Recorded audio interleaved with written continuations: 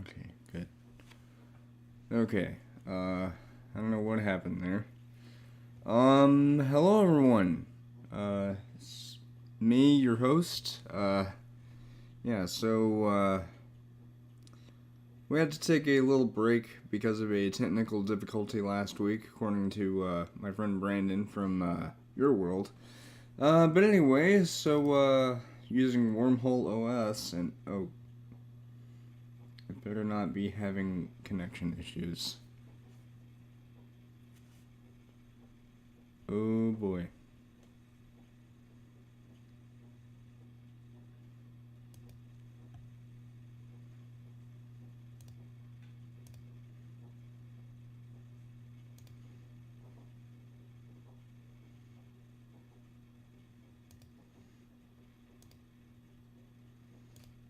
Okay. Um, Now, um, first things first, I just want to say, this side series that me and my friend Brandon are doing it's not going to be a long series. There's going to be one last episode, but it's not going to be me hosting the episode. It's actually going to be my uncle. Uh, yeah, you'll hear about him in a little while. But anyway, so tonight, what I'm going to be doing is I'm going to be talking about a relatively well-known tall tale from my world, which is the limousine of Las Fortunas. Now, I personally have never been to Las Fortunas. I mean, I'm a high schooler. High schoolers aren't really known for going to fancy schmancy casino cities, you know? So what I'm going to be doing is, since I can't show you pictures of what Las Fortunas looks like, I can at least show you what it kind of looks like, at least to you guys, because it's literally the equivalent of Las, uh,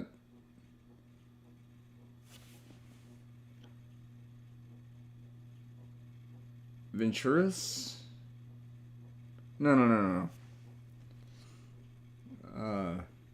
Vegas, yeah. I don't know where I got Venturas from. What am I doing? Oh. See the, City of London. Pay no attention to that. So essentially, how Wormhole works is you have to have a host and you have to have a joint account. So, Wormhole OS isn't an actual operating system, it is a program that has to be worked in tandem with the alternate universe equivalent of that system. So, for example, I'm running a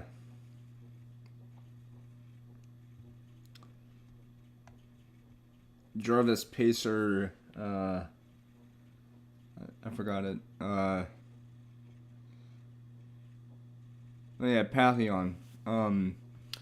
So Jarvis Pacer. Yeah. So in your world, it's called Hewlett Packard or HP.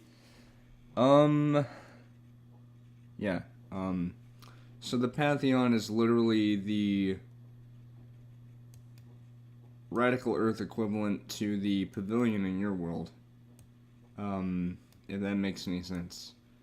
So what I'm going to be doing is I'm going to be going to, what is it? Oh, there it is. Yeah, it's called Las Vegas. Now, you're probably wondering, so what's this story about the limo, huh? So, I'm sure Brandon already posted it on, what do you call it, a Facebook? Oh, yeah. Anyway, so, essentially, the story revolves around a mob boss and gambling fanatic named John Limoman Luis. John Luis himself is or was rather, a very prominent gambler and a very talented, you know, yeah. Anyway, yeah, he was very prominent in gambling, and he was also a very, very good player. But he did have some loose screws about him, if you get what I mean. Basically, like I said, he was a mob boss. Now, he was also a very honorable man in that he would only have to eliminate the people who were causing other good people problems.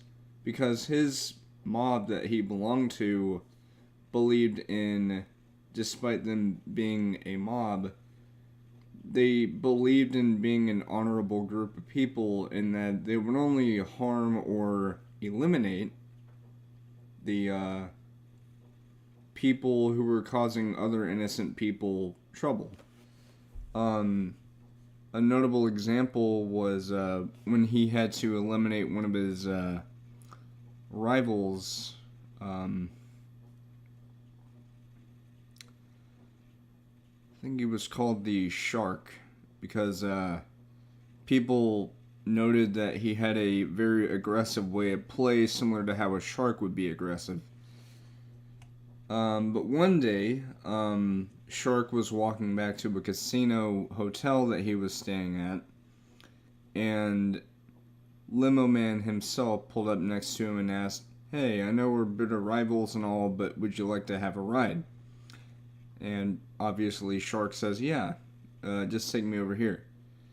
Instead of taking him to the hotel, however, he took him to a secluded area and eliminated him. If you're wondering about why I keep saying the word eliminated instead of the D word, from what I've heard, YouTube isn't very keen on that word. Or I think that's just for the people who can earn money. So I guess it's okay for me to say it. He would kill the people that were seen as not just bitter rivals to him, but the thing about the Shark is he was also known for his displays of brutality behind closed doors. So, what was Limo Man's answer to this? Take him to a secluded area, kill him, and bury him. Yeah, so, needless to say, he wasn't the greatest person, but he wasn't terrible, because he would do good deeds. He would take people who were lost in the city to wherever they needed to go, and as long as they were good people, like, he had a natural knack for seeing who was good, who was bad, all that stuff. Please don't cause me troubles. Please don't. Oh, I think this is what I was looking for. So, in your world, you call this the Strip.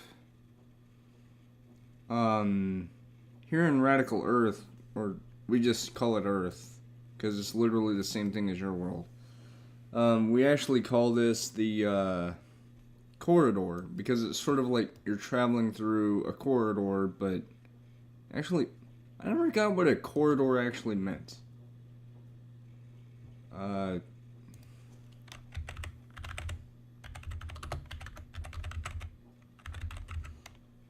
long passage in a building from which doors lead into rooms.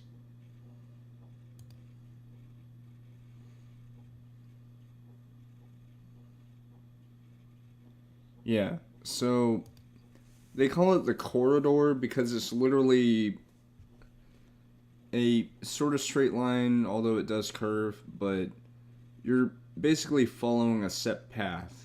It's not like some crazy windy road, it's literally just the same as the Strip. But, now you're probably wondering, well, wait, what happened to the Limo Man? Anyway, so how the Limo Man died was, well, a game gone bad is what people who were watching described it as. So what happened was it was a packed night at I forgot what casino it was exactly. I think it was called the Kingdom, which in your world they call it the Palace.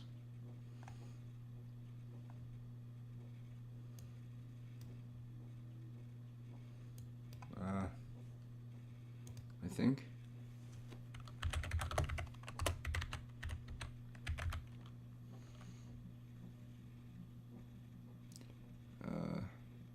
Yeah, there it is. Palace Station. So, this right here, in our world, we call it the Kingdom. Because obviously, Palace, Kingdom, has a similar meaning. But it was a packed night. People were watching, mostly in shock, mostly in horror, because it was really intense, So, the Limo Man's opponent was a very notorious gambler by the name of the Reaper. Now, you're probably wondering, what a silly name. I'm sure it's just talk, right? That is until you realize that the Reaper himself was also from a mob. Now, I won't say which mob, because, for one, they've all dissipated. I mean, these mobs. There's probably a few other mobs in, New York or something. But, anyway, yeah, so, the thing is about the Reaper is that the reason why he was called that is because he would fix games to where it was almost guaranteed that he would win. But if anyone ever did beat him, let's just say